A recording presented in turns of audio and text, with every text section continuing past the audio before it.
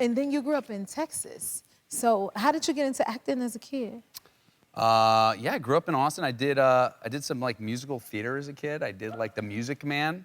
Music Man. Yeah, that was my first play. And then yeah, just Austin was like kind of a booming film scene, so I did that a bit. And then actually I did this movie called The Great Debaters when I was 17 years old. You were 17? 17. Denzel Washington directed it. Great movie if you haven't seen it. Yeah. Oh, my goodness. Yeah. Wow, look at that guy. Long time ago. Yeah, so I did that when I was 17, and then Denzel was the one who kind of encouraged me to move out to LA and give this a shot. He did? Yeah. That's cool.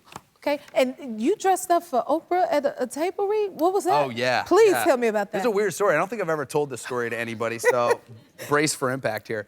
I was 17 at the time when I was auditioning. The character was supposed to be in college, so I thought, you know, he had to look a little older. So Denzel told me, he's like, hey, the producers think you're a little young for the role, so just come, like, look a little old, carry yourself a little bit different to win the role. Oprah's in the room, Forrest Whitaker, Denzel, I, like, had to bring it. So for me, that tuxedo that you saw me wear, I wore that to a table read. Which, if anybody knows what a table read is, it's like the most casual thing of all time. It's like everybody's in sweats, and the guy in the tuxedo does not look cool or sane. So, yeah, so I literally wore a tuxedo to this table read at 17 years old in the middle of, like, I think it was Shreveport, Louisiana, and delivered my speech directly to Oprah and Forrest Whitaker and Denzel, and I ended up getting the role. So you got the role, so much, yeah. It paid off. I want to go back. Yeah. So, what was it that Denzel said to you to encourage you to, you know? Denzel was just basically saying, he just said, you know, it's not gonna be an easy thing. I don't know anybody in Hollywood when I moved out here from Austin. And he just said, look, if you're gonna bet on yourself, bet on yourself. You know, jump in with both feet and just do it. Because I just had a lot of friends who moved out to LA and just, you know, moved back with their tail between their legs. Their personality was gone, you know, a lot of failure. It's a tough town, so. But Denzel really gave me the confidence. He said, you got it, and do it. So I'm really glad I took that advice, yeah. It's a good thing you did. Yeah.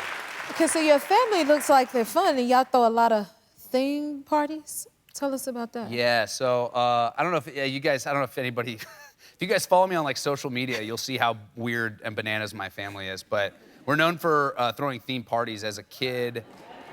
Oh, yeah. That's fun. Yeah.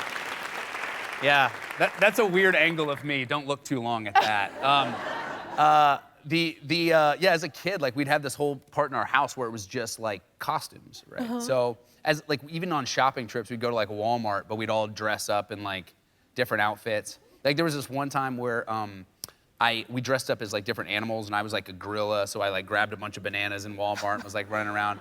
And they got kind of freaked out. I don't know what they thought was going on, but they shut the doors of the Walmart and they put on the PA, they were like, gorilla, turn yourself in. So in one of those like little circular racks, I had to strip down to my underwear, leave the gorilla costume, and get clothes from the rack. From the rack. And check out with my mom. I didn't steal them, I paid for them. I just paid for them on my body.